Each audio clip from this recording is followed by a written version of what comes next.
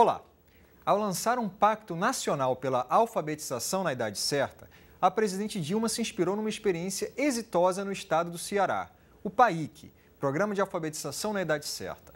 Em parceria com os municípios, o estado lá criou um sistema de avaliação que é utilizado por gestores para identificar e corrigir os problemas tão logo eles apareçam.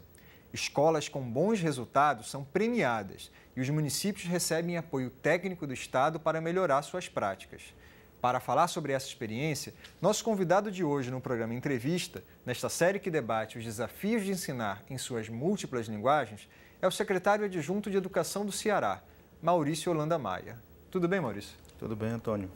Como qualquer experiência no Brasil, a experiência do Ceará tem seus defensores, mas também seus críticos. E as críticas que a gente ouve às vezes é de que o Estado criou, por mais que tivesse tido esse cuidado, o Estado acabou criando uma camisa de força, tirando a autonomia, por exemplo, do professor ao distribuir o material didático, estabeleceu cobrança por resultado. O senhor fala muito de resultado, resultado, e nem sempre isso é bem visto na escola, por todas as questões que a gente que nós sabemos que influenciam o resultado na educação. Como é que o senhor responde a essas críticas? Olha, primeiro falemos de resultados, né? Escola existe para ensinar. Tá? Então, se eu tento medir de alguma maneira o resultado de uma escola e vejo que aquela escola está garantindo que suas crianças aprendam, e vejo uma outra em que isso não está sendo garantido, é claro que eu tenho que discutir resultados. Porque se eu não discuto resultados, eu estou faltando com a responsabilidade com aquelas crianças que não aprenderam e que teriam o direito de aprender. Então, é claro que nós precisamos discutir resultados. Nós podemos e devemos, no Brasil, discutir as medidas desse resultado. Com certeza, medir português e matemática, conhecimentos de português e matemática numa prova, é pouco. Nós podemos incrementar muito a medida desse resultado, mas o resultado precisa existir. A gente não tira a autonomia de professor. Começa assim, cada município escolhe o material com o qual quer trabalhar, tá? E por que a gente faz assim? Justamente para que depois não venham dizer, vocês nos empurraram um material goela abaixo que eu não queria e tal. Então escolha o seu material. Você tem que escolher dentre alguns materiais que a gente avaliou e que tecnicamente são bons, mas escolha o seu material, se responsabilize pelas suas escolhas, né? E o que nós podemos perceber também, Antônio, ainda em Sobral, é que o professor que tem autonomia, ele não acha ruim receber material estruturado, porque ele pega as facilidades que o material estruturado pode representar para ele e trabalha em cima daquele material, usando sua criatividade, adaptando a condição de cada turma, a resposta de cada turma. Isso foi muito interessante. Eu conversei muito com professores. E o que nós vimos é o seguinte, existem basicamente 3 tipos de reação ao material. Aquele que diz, eu me recuso a usar um material estruturado. Aquele que diz assim, eu vou usar o material estruturado e vou seguir estritamente o que o material propõe e não farei mais nada além disso.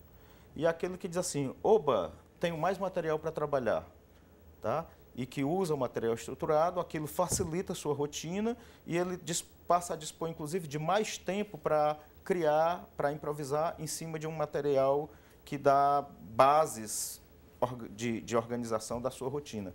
E o que nós vimos é que os melhores resultados são os dos terceiros, sabe? Aquele professor que submissamente aceita o material e só faz o que o material manda, isso não funciona bem.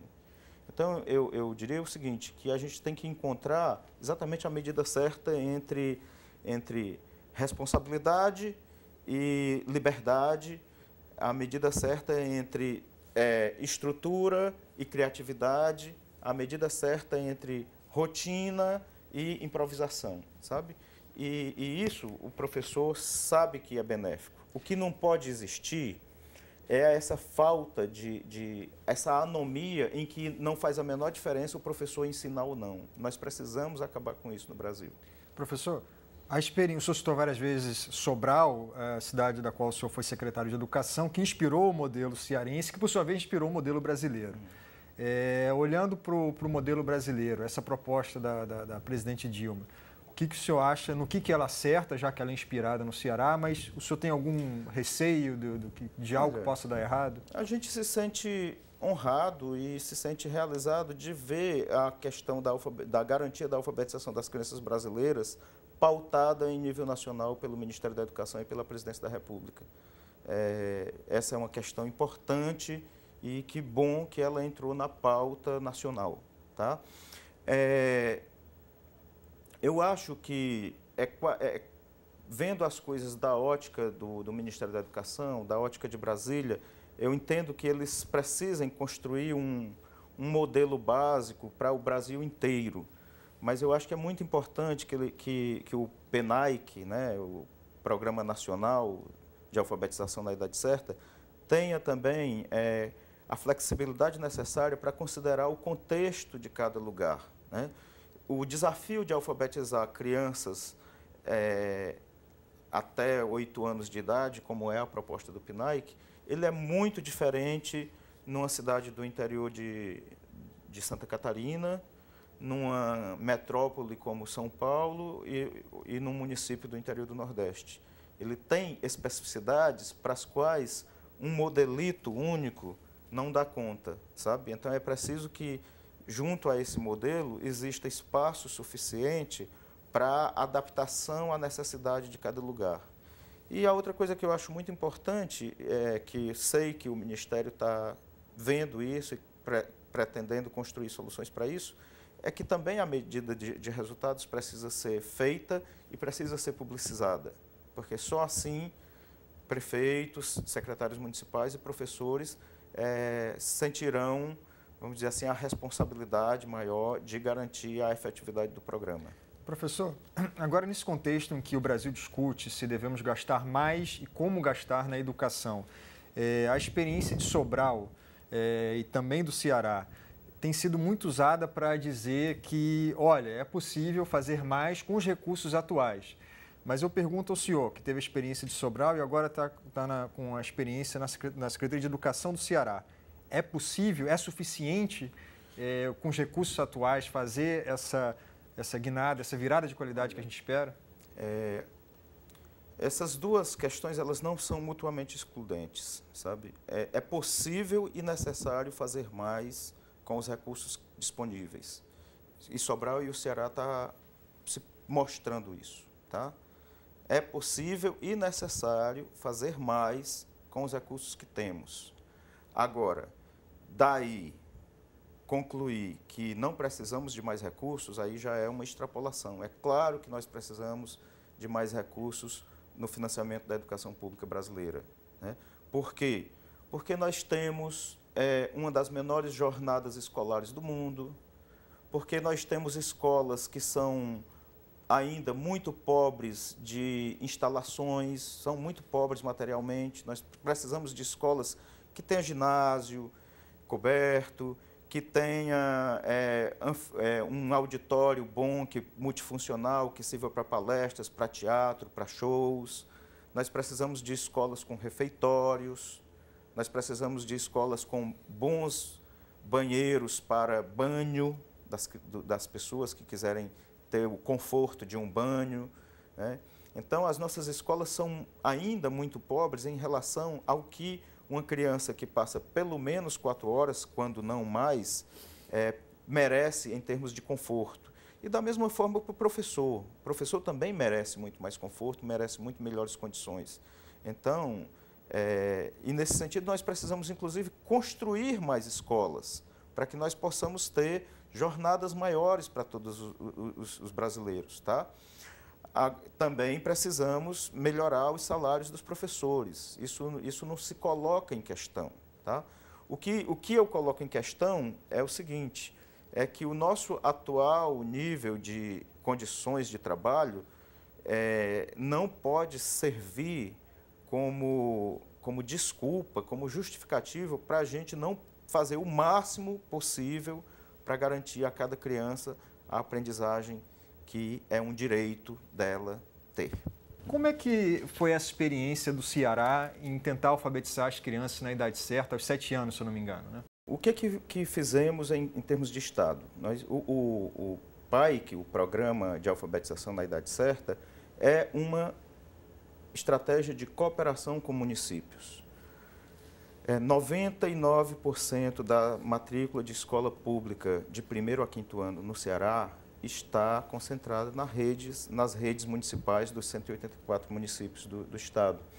Então, a rigor, o governo estadual poderia dizer, bom, deixa os municípios cuidarem de si e vamos cuidar da nossa parte. Mas a gente tem muita clareza que é no início da escolarização que as coisas têm que começar certas. Então, não é porque o Estado não tem mais alunos de 1º a 5º que ele não é responsável. Ele é responsável, sim. E é muito inteligente apoiar os municípios a fazerem bem feito sua tarefa, porque depois esse aluno chegará para a rede estadual, para o ensino médio, melhor preparado. E então nós estruturamos esse programa em 5 eixos de cooperação, que o primeiro deles, é óbvio, é a alfabetização até os 7 anos. O segundo é avaliação externa dos resultados. O terceiro é a formação dos professores.